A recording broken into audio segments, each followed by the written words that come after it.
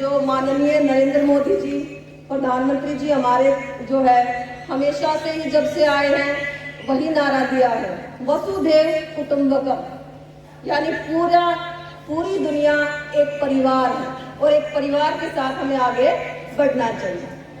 अब क्या नाम दूं इस G20 को, क्या क्या नाम दूं? G20 शिखर सम्मेलन, G20 का सम्मेलन, दुनिया का मिलन, महाशक्तियों का संगम, महाशक्तियों का महाकुंभ, G20 का महामंच, G20 शिखर सम्मेलन, भारत मंडपम और विश्व मंथन। विश्व में भारत का मजबूत होता कद। अब ये बीच में आया था भारत मंडपम। क्या है ये भारत मंडपम? क्या है भारत मंडपम? प्रगति मैदान के अंदर एक नई जो है इमारत बनाई गई है, जहां पर दुनिया भर से जितने भी राष्ट्राध्यक्ष यानी जितने भी प्रधानमंत्री या राष्ट्रपति हमारे देश के अंदर आए हैं उनका स्वागत किया गया है। तो आप दिल्ली को एक दुल्हन की तरह सजाया गया है, यानी दिल्ली जो राजधानी है वो और भी इसके बाद अब और भी अधिक मजबूत राजधानी बन जाएगी। ये G20 होता क्या है? G20 का मतलब है ग्रुप ऑफ 20, यानी 20 देशों का समूह। ये नहीं कि इसमें इतने ही हो जाएंगे, आगे भी बढ़ते चले जाएंगे। तो G20 का मतलब होता है 20 देशों का समूह, जो दुनिया के 20 बड़े बड़े प्रगतिशील देशों को अनौपचारिक रूप से उनको मिलाया जाता है, जिससे वैश्विक अर्थव्यवस्था यानी जो भी समस्याएं होती है पूरी दुनिया की, जो एक जैसी समस्याएं होती हैं, उनको जो है किस प्रकार से उनका समाधान किया जाए, इस पर चर्चा की जाती है। G20 का सबसे पहले गठन 1999 में हुआ था।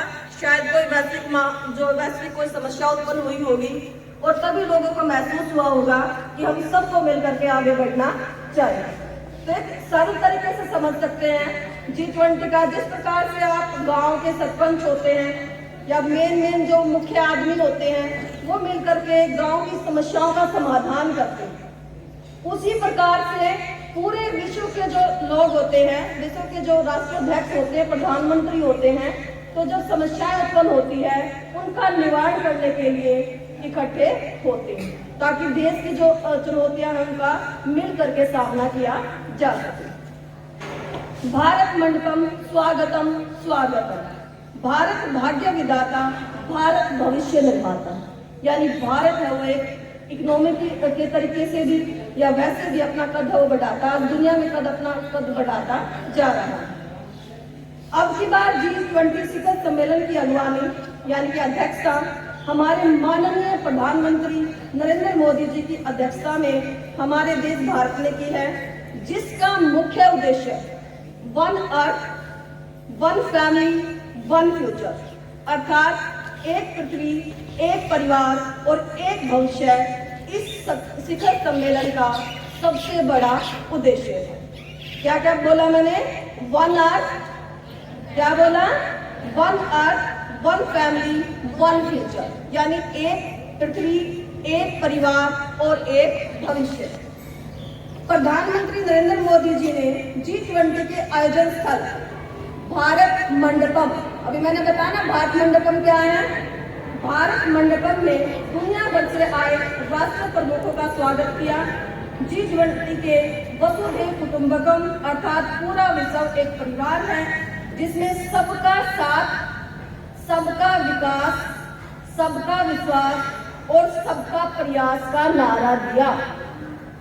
यानी हमें एक दूसरे पर भरोसा करके सभी चुनौतियों का मिल करके सामना करना है। कौन सा नारा था? सबका साथ, सबका विकास, सबका विश्वास और सबका प्रयास। आज पूरा विश्व बड़ी बड़ी चुनौतियों का सामना कर रहा है और पूरा विश्व इससे निपटना चाहता है। ये नहीं कि कोई समस्या का समाधान नहीं चाहता, पूरा विश्व ही इस समस्याओं का जो चुनौतियां उनके सामने उनका जो निपटारा करना चाहता है। और ये तभी संभव है जब सभी देश मिलकर के एक विश्वास के साथ एक संयुक्त परिवार की तरह इन समस्याओं का समाधान किया जाए। सबका साथ, सबका विकास, सबका विश्वास और सबका प्रयास, इसी सोच से इस दुनिया को खूबसूरत बनाया जा सकता है। आपसी भरोसे से दुनिया का कोई भी संकट सामने नहीं टिक सकता। G20 सम्मेलन, दुनिया का मिलन। हमारा भारत देश प्राचीन समय से सबको साथ लेकर के चलता आया है। हमने देखा जो हमारी संस्कृति है उसमें हम सभी को साथ लेकर के चलते हैं। इसी परंपरा को आगे बढ़ाते हुए अफ्रीकन संघ, सबसे बड़ी बात ये थी कि इसके अंदर जो अफ्रीका के जो देश थे उनको सदस्यता दिलवाने में भारत ने महारत हासिल की। यानी नरेंद्र मोदी जी ने ही, जो हमारे प्रधानमंत्री जी हैं, उन्होंने ही इसकी सिफारिश की थी और जो सदस्यता दिलाने में सफल रहा। अब आगे ये शिखर सम्मेलन G20 से G21 हो जाएगा। अभी मैंने कहा ना कि हर साल इसके अंदर बदलाव किया जाता है, तो कई देशों को जोड़ा, साथ साथ में जो प्रगतिशील देश उनको साथ में जोड़ा जाता है। तो उसके अंदर अभी G20 से G21 हो जाएगा, अर्थात 21 देशों का समूह। 21वीं सदी का समय एक नई दिशा प्रदान करने वाला समय है।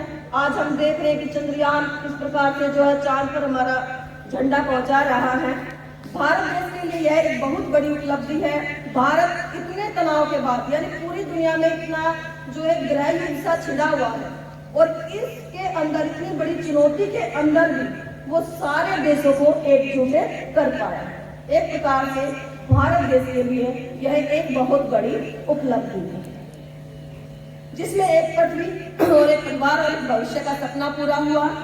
प्रधानमंत्री नरेंद्र मोदी जी ने G20 समिट यानी बैठक में विश्व के सभी राष्ट्राध्यक्षों को वेदों का पाठ पढ़ाया। और वेद तो हमारे स्वयं ईश्वर प्रीत माने जाते हैं, यानी ईश्वरों के द्वारा दिए हुए माने जाते हैं। उनका जो भारतीय संस्कृति के अनुसार उनका वर्णन किया। उन्होंने अपने संबोधन में कहा, हमारे यहाँ हजारों वर्ष पूर्व रचित वेदों में कहा गया है, एको अहम बहुश्याम।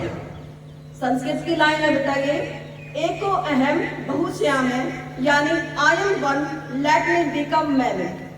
I am one let me become many, अर्थात आई से बी की तरफ बढ़ना, यानी मैं से हम की तरफ बढ़ना। इस पर हमें बल देना होगा, यानी अकेला अकेला कोई भी व्यक्ति आगे नहीं बढ़ सकता, हमें समूह बना करके आगे बढ़ना पड़ेगा, जिसमें दुनिया के हर वर्ग, हर देश, हर समाज, हर रीजन को जोड़ना होगा। हमारे प्रधानमंत्री जी ने, इसके बाद आपने देखा होगा, जिन बच्चों ने जो G20 देखा होगा, कि हमारे जो प्रधानमंत्री जी हैं, जो सूर्य मंदिर है, ओडिशा का जो सूर्य मंदिर है, जो कोणार्क मंदिर है, उसके ऊपर एक व्हील चक्कर लगा हुआ है, ठीक है, उसके सामने सभी राष्ट्राध्यक्षों का अभिवादन कर रहे थे। प्रधानमंत्री जी ने कोणार्क चक्र के सामने दुनिया भर के शीर्ष नेताओं का स्वागत किया। यह चक्र ओडिशा के विश्व प्रसिद्ध कोणार्क मंदिर से है। कोणार्क चक्र का काल चक्र का प्रतीक है। इसका प्रतीक है, ये काल चक्र का प्रतीक है। यह भारतीय ध्वज तिरंगे के केंद्र में दिखाया गया है। जो 24 तीलियों वाला दिखा है, सामने भी दिखा हुआ है। तो इसकी जो 24 तीलियां हैं, वो दिन के 24 घंटों का प्रतीक है। किसका प्रतीक है? 24 घंटों का प्रतीक है। दूसरे, यह चक्र प्रगति और निरंतर बदलाव का प्रतीक है, यानी जिस प्रकार से पहिया 24 घंटे समय के साथ चलता रहता है, उसी प्रकार हमारा जीवन है बदलता रहता है। G20 शिखर सम्मेलन में सभी महाशक्तियों ने मिलकर सभी समस्याओं का समाधान का निर्णय लिया। समस्याएं कुछ मैं समझ पाई, वही लिखी है मैंने, कि किन किन समस्याओं, आपने सोचा होगा G20 में हुआ क्या क्या निर्णय लिए गए। तो क्या क्या निर्णय थे, जो कि पूरे विश्व के एक जैसी चुनौतियां थी, जिसका मिलकर के सामना करना है। जलवायु परिवर्तन, अब जलवायु से तो पूरा विश्व ही प्रभावित होता है। तो जब जलवायु में परिवर्तन होगा, तब कोई ना कोई आपदा हमारे यहाँ पर आती है। जलवायु परिवर्तन के लिए खिलाफ दुनिया भर में मुहिम चलाने की एक फोर्स बनाई जाएगी। वैसे तो ये जलवायु परिवर्तन इंसानों के द्वारा पैदा किया गया है, लेकिन फिर भी इसका समाधान संभव है। सभी देशों ने आतंकवाद के हर रूप की आलोचना की कि आतंकवाद किसी भी रूप में बख्शा नहीं जाएगा, क्योंकि आतंकवाद पूरे विश्व की सबसे बड़ी समस्या है। सभी देश स्थायी विकास के लक्ष्य पर काम करेंगे, यानी कि जो भी आगे बढ़ने का विकास है उस पर काम करेंगे। भारत की पहल पर वन फ्यूचर अलायंस बनाया जाएगा। एक धरती एक परिवार एक भविष्य के आधार पर ही आगे बढ़ा जाएगा। क्रिप्टो करेंसी जो आप ये देखते हैं सेंसेक्स वगैरह या शेयर मार्केट जो देखते हैं, ये इसी प्रकार से क्रिप्टो करेंसी पर ग्लोबल पॉलिसी बनाने की दिशा में बातचीत की जाएगी। कर्ज पर बेहतर व्यवस्था के लिए भारत के कॉमन फ्रेमवर्क बनाने की बात कही। ग्रीन और लो कार्बन एनर्जी जो साइंस से संबंधित है, टेक्नोलॉजी पर काम होगा। दुनिया में तेजी से विकास करने वाले शहरों को फंड दिया जाएगा। ग्लोबल बायोफ्यूल अलायंस की शुरुआत की जाएगी, जिसके संस्थापक सदस्य भारत, अमेरिका और ब्राजील होंगे। धार्मिक घृणा की निंदा, यानी कि जो बार बार आपके साथ एक संप्रदाय के नाम पर जो लड़ाइयां झगड़े होते हैं, धार्मिक प्रतीकों, पवित्र ग्रंथों और लोगों के खिलाफ धार्मिक घृणा के मामलों की निंदा और इसे समाप्त करने की बात कही गई है। जो हम धर्म के आधार पर जो लड़ाइयां करते हैं उनको खत्म करने की बात की गई है। क्लाइमेट चेंज यानी जलवायु परिवर्तन से निपटने में तेजी, दुनिया के फायदे के लिए AI आर्टिफिशियल इंटेलिजेंस का उपयोग, जिसमें डिजिटल विस्तार और दुनिया का आर्थिक विकास होगा। इस प्रकार से G20 के माध्यम से पूरा विश्व एक संयुक्त परिवार की तरह सामने आया और विश्व की सभी चुनौतियों का मिलकर के सामना करने का निर्णय लिया। तो फिर से एक बार फिर भारत भाग्य विधाता, भारत भविष्य निर्माता, इसी भावना को लेकर आगे अपने भविष्य का निर्माण कीजिए और अपने भविष्य को संवारने के जो है उन्होंने शपथ ली। और अब कुछ लाइनें अंत में अपने देश के लिए, क्योंकि मैं तो उसको पूरा दिन जब देख रही थी तो एक उत्सव की बात थी, मन इतना प्रफुल्लित हो रहा था कि हमारा देश है वो इतना बड़ा उत्सव मनाने जा रहा है। किसी ने लिखी कलम से आजादी की कहानी, किसी ने लिखी कलम से आजादी की कहानी, किसी ने शरीर को कुर्बान कर दिया। खुद तो मिट गए लेकिन देश को आजाद हिंदुस्तान कर दिया। अब हम लोगों की जिम्मेदारी है, अब हम लोगों की जिम्मेदारी है देश को आगे ले जाने की।